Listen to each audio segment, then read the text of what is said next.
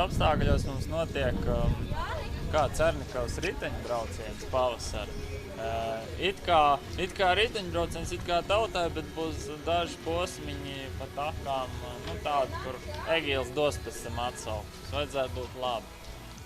Stress, daudz marķējums, dafigā mežā iztīts apmēram 3 kilometri lentas, kaut kur sotaktu pultas, un uz visus 19 kilometriem, no kuriem pusotrs ir pa asfaltu un 3 pa grāmatēm. Apmaldīties jāmāk, ja? Apmaldīties vienmēr var, un arī noteikti kāds apmaldīsies, un mums jāiet bērnu stāvēt.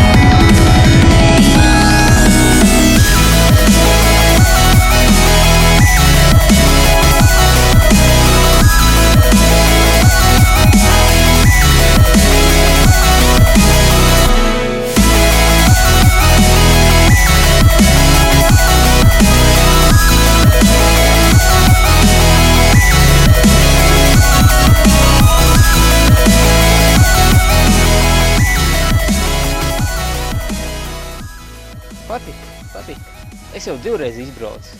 Sākumā tāds skrienamais gabals, tad gan bija bišķi tā nervoza braukšana, visi līda, visi gribēja būt priekšā.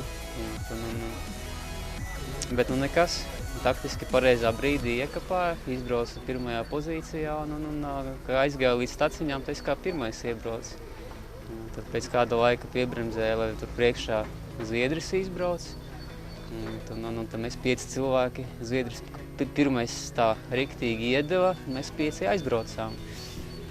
Un pēc kāda laika Zviedriju vairs neviens neredzēja. Tehniski viss kārtībā? Tehniski jā, vienā brīdī zaru bija noķēris, bet kaut kā, srams paliek srams. Pagriez atpakaļ uz priekšu, zars izlidoja aizbrauc. Jo gailišām kaut kas tur arī tāpat tās kasetē ietinās, un viņš tā katrā kalnā dabūja kāp nost. Viņš tā teica, es neredzēju, vienā brīdī aizbraucu no viņam. Tā taktiski pareizi pirms tādas posma tāda, es zināju, ka tur būs tāds single tracks, kur tikai pa vienam. Tāds diezgan lēni braucams un pat acinu tādu šauru aizaugušu. Tieši pirms tās taciņas mēs trijātā braucām no tiem 3, kā pirmais iebrauc, un pa to posmu arī aizbraucu no viņiem prom. Kurš beigās palika? Otrais. 3 minūtes aiz Zviedru. Bet viņš jau noteikti beigās nebrauc. Sanāca, es Zviedrim 3 minūtes zaudēju, un aiz manis tur kaut kāda arī minūte atbrauca. Tas Viesturs Lēņš un Oskars Gēlišs. Labs sprints. Atvizinājos. Jāiet skatīties, kur var riteni noskavēt.